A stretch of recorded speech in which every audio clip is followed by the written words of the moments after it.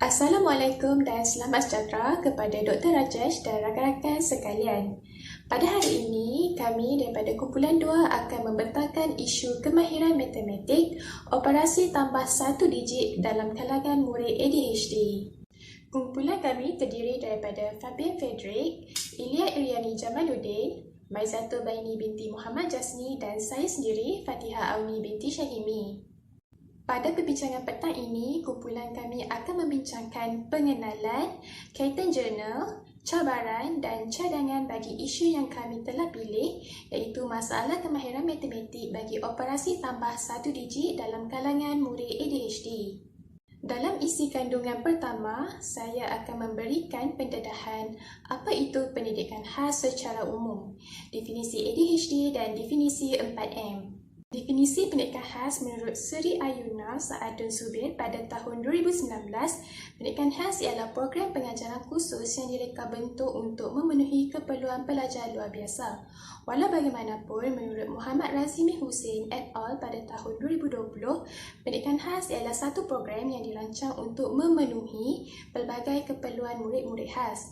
Namun begitu, menurut Sarifah Hul Hasan pada tahun 2019, definisi baru pendidikan khas menekankan kepada kebolehan, kefungsian, kemahiran, pengembangan dan penguasaan kanak-kanak pendidikan khas terhadap kemahiran perkembangan. Berdasarkan kepada ketiga-tiga definisi ini, kita dapat simpulkan bahawa pendidikan khas ialah satu program yang dirancang untuk murid berkeperluan khas dalam memenuhi pendidikan mereka melalui penyediaan peluang pembelajaran yang kondusif. Berdasarkan kepada paparan slide ini, saya akan menerangkan definisi secara ringkas apa itu ADHD atau Attention Deficit Hyperactive Disorder. Seperti yang diketahui, ADHD adalah satu bentuk gangguan terhadap otak yang sering dialami oleh kanak-kanak yang sedang membesar.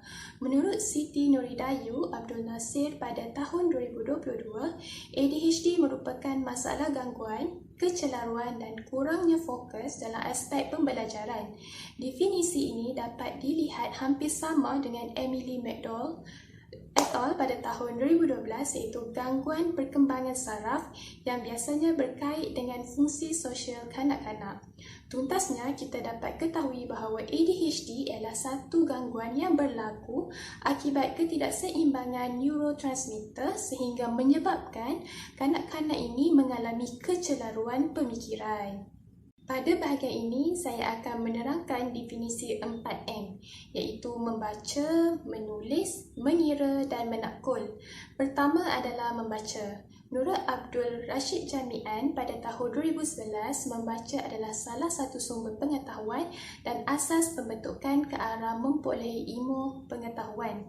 Membaca juga bertujuan untuk memahami teks dan makna. Tambahan pula, keupayaan membaca merupakan satu kemahiran yang bernilai dan merupakan proses yang dinamik. Kita bergerak pula kepada definisi menulis. Menurut Nur Azimah Akharuddin dan Muhammad Hanafi Muhammad Yasin pada tahun 2022, menulis adalah salah satu kemahiran untuk berkomunikasi dan merupakan komponen asas dalam berbahasa. Hal ini kerana kemahiran menulis penting bagi seseorang individu untuk berkomunikasi secara lisan. Tambahan pula, kemampuan dalam menguasai kemahiran menulis juga turut membantu individu dalam proses kelangsungan kehidupan harian mereka. Seterusnya adalah kemahiran mengira. Menurut Lee Mei Chiu dan Kamariah Abu Bakar pada tahun 2022, mengira adalah proses yang melibatkan kemahiran asas dalam matematik awal, iaitu mengenal nombor, membilang dan menulis. Mengira juga merupakan proses yang menggunakan perkataan untuk mengira dan mewakili nombor. Definisi terakhir dalam 4M adalah menakul. Kemahiran menakul merupakan proses kognitif dalam memberi penerangan untuk menyokong hujahan, tanggapan, rumusan atau keputusan yang dibuat. Proses menakul akan menggalakkan seseorang murid untuk meneroka dan menjana idea baru. Hal ini kerana murid akan digalakkan untuk berfikir dengan teliti dan fleksibel. Jadi berdasarkan kepada pendedahan definisi 4M, kumpulan kami hanya akan memfokuskan kepada kemahiran mengira sesuai dengan isu kami, iaitu masalah kemahiran matematik operasi tambah 1 digit dalam kalangan murid ADHD. Oleh itu, saya serahkan pembentangan ini kepada Saudari Ilya untuk mengupas isu yang telah kumpulan kami pilih dengan lebih lanjut. Terima kasih Saudari Fatihah. Seterusnya, saya Ilya akan meneruskan pembentangan tentang bukti-bukti ataupun kaitan jurnal yang telah kami rujuk berdasarkan isu yang telah dipilih. Okey, jurnal yang telah dijadikan rujukan oleh kumpulan kami terdapat 3. Baiklah, jurnal yang pertama bertajuk Penerimaan Aplikasi Model Bar dalam Penyelesaian Masalah Matematik oleh Murid Pendidikan Khas. Okey, tajuk ini telah dipilih oleh pengkaji adalah berikutan dengan masalah dalam kemahiran matematik yang dihadapi oleh murid-murid berkeperluan khas, terutamanya murid ADHD. Jadi, pengkaji telah membuat inisiatif untuk menyelesaikan masalah ini menggunakan model bar, iaitu sebagai model intervensi kepada murid-murid yang telah dipilih sebagai sampel. Okey, dan kaedah kajian ini telah dijalankan menggunakan kaedah kuantitatif, iaitu kajian tindakan dengan menggunakan model Chemis dan juga McTaggart. Dan instrumen yang telah digunakan adalah ujian pra dan juga ujian akhir.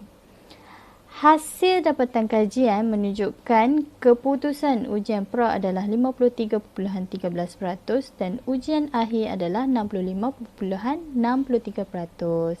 Dan ini menunjukkan peningkatan yang banyak, iaitu sebanyak 12.50%. Yang itu ianya adalah keputusan yang baik kerana ianya menunjukkan keberkesanan dan keperluan model ini terhadap intervensi bagi masalah kemahiran matematik untuk kanak-kanak ADHD. Seterusnya adalah jurnal kedua yang bertajuk Kajian Sistematik terhadap ADHD dan juga kemahiran matematik, iaitu bagi penemuan semasa dan implikasi masa hadapan. Okey, kaedah kajian ini juga adalah kajian kuantitatif dan rujukan kajian adalah berasaskan 30 kajian keratan rentas dan 4 kajian longitudinal, iaitu kajian-kajian terdahulu untuk mengenal pasti kaitan antara masalah dalam kemahiran matematik dan juga murid ADHD. Okey, dan hasil dapatan kajian telah menunjukkan bahawa terdapat korelasi genetik yang signifikan antara matematik dan juga ADHD, iaitu sebanyak 76.47%. Baiklah, akhir sekali adalah jurnal ketiga yang bertajuk Keupayaan Numerik dan juga Pengiraan dalam kalangan murid ADHD. Okey, kaedah kajian yang telah dijalankan adalah menggunakan data kuantitatif, iaitu melalui ujian numerik terhadap 28 orang kanak-kanak ADHD di sebuah center di Itali, iaitu antara usia grade 1 sehingga 5. Dan hasil kajian mendapati bahawa terdapat peratusan yang tinggi terhadap kanak-kanak ADHD yang mengalami kesukaran tahap teruk untuk menyelesaikan masalah matematik seperti mengira dan juga menyelesaikan fakta-fakta aritmetik. Dan kajian ini juga turut menunjukkan bahawa masalah ini tidak akan hilang sendiri dan dia akan bawa bersama usia mereka. Maksudnya, jika mereka tak mendapat intervensi yang sepatutnya, maka masalah ini akan bertambah seiring dengan umur mereka. Okey, baiklah, itu sahaja daripada saya. Dan seterusnya berkenaan dengan cabaran akan dibentangkan oleh Saudari Maizatul. Terima kasih Saudari Ilya. Saya Maizatul Baini bernombor magic 149064 akan menyambung pembentangan yang seterusnya. Saya akan membentangkan tentang 3 cabaran berkaitan masalah kemahiran matematik murid ADHD. Sememangnya terdapat cabaran yang berkaitan dengan isu masalah kemahiran matematik dalam kalangan murid ADHD. Cabaran pertama ialah gangguan saraf memori pada murid ADHD menyebabkan tahap kognitif mereka menurun. Gangguan inilah yang menyebabkan murid mudah lupa akan sesuatu pengajaran dan pembelajaran. Mereka berasa sukar untuk memproses maklumat dan pengetahuan baru. Oleh hal yang demikian, kemampuan kognitif murid ADHD telah menjadi cabaran buat para guru dalam menerapkan kemahiran matematik dalam diri mereka. Cabaran yang kedua ialah kekurangan bahan bantu mengajar yang interaktif. Sebagaimana yang kita tahu, murid ADHD amat sukakan aktiviti yang menyeronokkan. Sekiranya kaedah pengajaran yang digunakan tidak interaktif, maka hal ini akan menyebabkan murid ADHD mudah hilang fokus semasa menerima input kerana lebih tertarik kepada perkara lain. Jika ada perkara lain yang lebih menarik daripada apa yang mereka sedang belajar, maka berlakulah kegagalan murid-murid ini untuk memproses dan menyimpan input pengajaran dengan baik, contohnya berkenaan dengan formula menambah matematik. Cabaran ketiga murid ADHD dalam kemahiran matematik ialah pembelajaran matematik sering menimbulkan tekanan kepada murid ADHD semasa sesi PDP. Mereka berasa tertekan kerana mereka tidak dapat bergerak ke mana-mana dan biasanya mereka tidak suka duduk diam tanpa melakukan sesuatu. Mereka juga cepat berasa bosan untuk belajar. Lebih-lebih lagi akan pembelajaran yang melibatkan penomboran. Semasa belajar, mereka bukanlah seseorang murid yang mampu duduk diam dalam jangka masa yang agak lama. Jadi, cabaran-cabaran inilah yang wujud dalam kemahiran matematik murid ADHD. Seterusnya saya serahkan pembentangan kepada saudara Fabian. Baiklah, terima kasih rakan pembentang.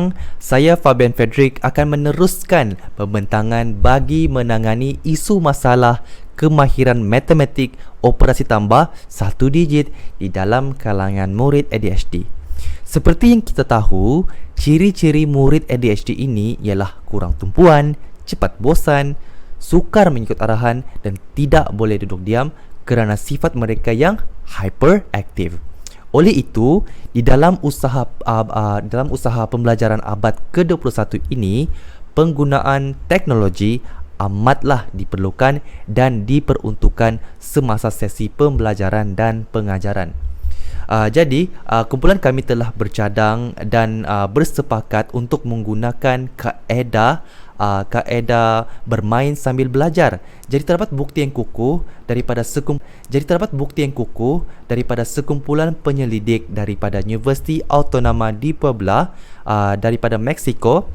Mereka telah mencipta satu permainan video yang dikenali sebagai UVAMed, a serious game for learning mathematics for children with ADHD.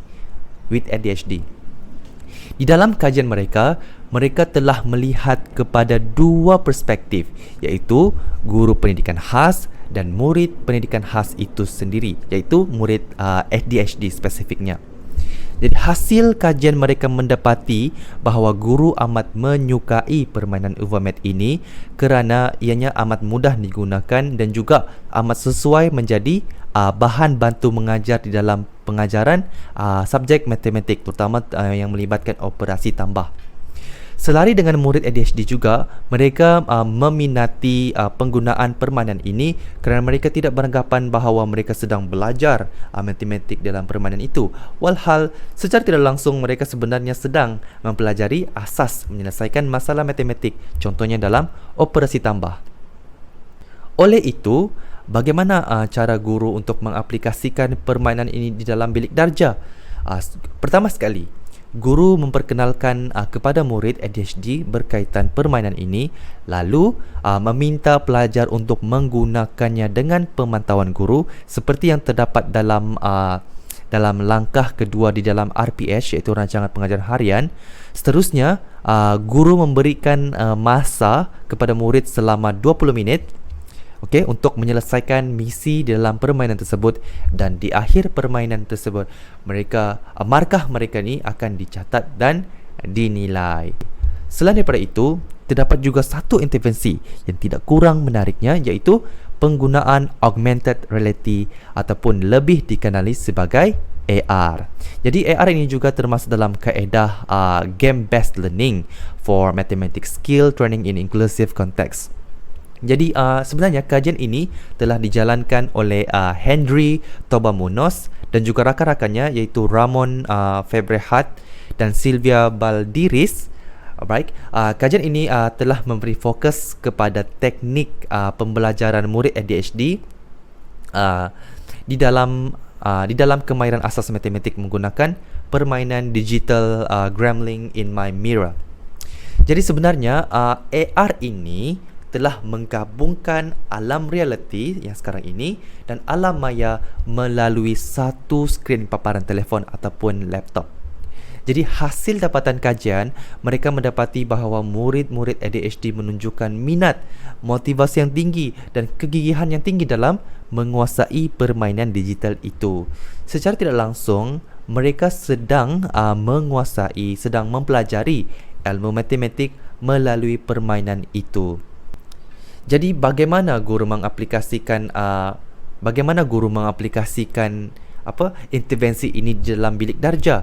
Dengan menggunakan bahan bantu mengajar berasaskan teknologi seperti laptop dan telefon pintar, guru boleh menggunakan intervensi ini pada langkah kedua dalam sesi pengajaran dan pembelajaran. Dengan bimbingan guru, murid ADHD ini akan dapat menggunakan permainan ini dengan lebih efisien. Maafkan saya. AR juga akan menjadikan alam realiti lebih menarik dengan fungsi-fungsi alam maya. Contoh alam maya itu, contoh fungsi-fungsi alam maya adalah grafik. Satu, bunyi daripada software yang digunakan oleh AR, dan juga pelbagai emoji-emoji yang menarik untuk dilihat, untuk dipaparkan dan ditonjolkan ke alam realiti. Jadi kesimpulannya, penggunaan intervensi berasaskan teknologi sangat membantu untuk menarik minat murid ADHD. Oleh itu, kualiti dan tumpuan pembelajaran murid ADHD akan meningkat, terutama kepada subjek matematik. Hal ini juga dapat mengubah persepsi masyarakat luar terhadap kanak-kanak ADHD berkaitan isu masalah pembelajaran yang mereka hadapi. Itu sahaja daripada kumpulan kami. Sekian dan terima kasih.